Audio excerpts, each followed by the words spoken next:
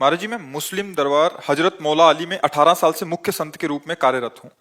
महाराज जी, आपके जुगल जोड़ी के प्रति जो इश्क है, इसके कारण हम भी आपके आशिक हो गए हैं। हम अल्लाह ताला से एक शुक्रिया और दो दुआएं करते हैं कि शुक्रिया ये है कि आप हमारी जिंदगी में आए, और दुआ ये है कि अल्लाह ताला और मौला अली सरकार आपको शफा अता फरमाए। और दूसरी ये है कि हम भारतीयों के जीवन में आप जैसा दिव्य संत एक बार जरूर आवे। महाराज जी, इनका आपके प्रति भाव था। हाँ, नहीं, हम पहले आपको स्वागत करते हैं, धन्यवाद करते हैं कि आप कृपा करके यहाँ पधारे और हमारी बात सुने हैं।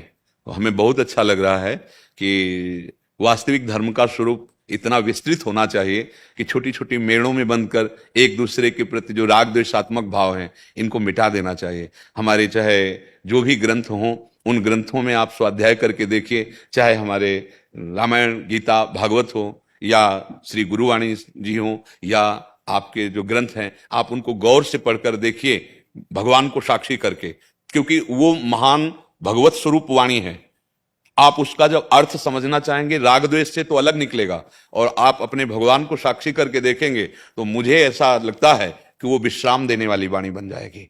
हाँ, विश्राम देने, हमारा जो उपासना का स्वरूप है वो यही है हम सब की, कि सब घट घट में उसी को देखो। अगर उसके सिवा और कुछ नजर आ रहा है तो अभी हमें लगता है कि हमारी देखने वाली दृष्टि अभी ठीक नहीं है, राग द्वेषात्मक दृष्टि ठीक नहीं है। देखो, आप जो नाम लेते हैं वो हमारे भगवान हैं। हमें दृढ़ विश्वास है मेरे भगवान के सिवा और कोई नहीं।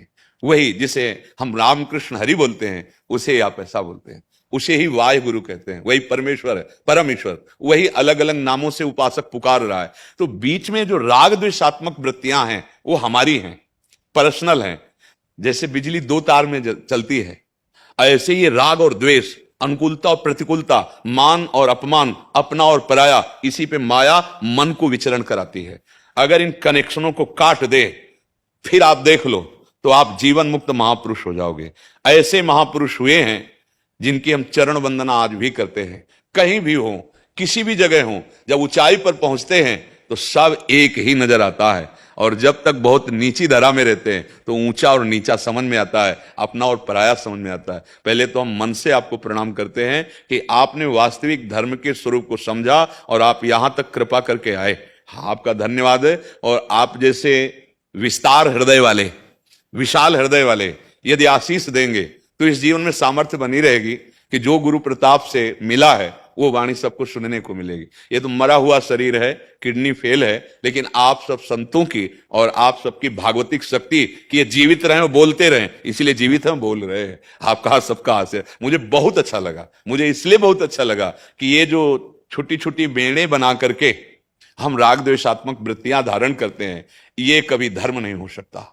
धर्म का बहुत विशाल हृदय होता है। आप देखो, हमारे गुरु ग्रंथ साहब में सब संतों की वाणी है। क्या दिखाया है गुरु ग्रंथ साहब, क्या दर्शा रहे हैं कि हमारा जो स्वरूप है वो सब की वाणियों में विराजमान है। जो सब संतों की वाणियों में विराजमान, वही मैं हूं, दूसरा कोई नहीं हूं। ऐसे ही जितने भी हमारे धर्म ग्रंथ है वो सब एकता सिखाते हैं। अनेक को एक में करके और लीन हो जा, यही जीवन मुक्त अवस्था है, चाहे जिस मार्ग का पथिक हो। आज हम सब अपने मार्गों से भटक रहे हैं, छोटे छोटे शब्द बोलकर, छोटी छोटी भावनाओं में एक दूसरे का अपमान करते हैं, एक दूसरे को हिंसात्मक वृत्ति से देखते हैं। मुझे तो नहीं लगता कि वो धर्मात्मा है या वो धर्म के ज्ञान रखने वाले, ऐसा नहीं है। इसलिए हमें बहुत अच्छा लगा कि आप पधारे, आप कृपा करें। तो आपको भी माला पहनाइए, हाँ, और सम्मान कीजिए। हम प्रणाम करते हैं आपको कि आप में इतनी हिम्मत आई कि आप कृपा करके यहाँ तक पधारे। हाँ, बिल्कुल।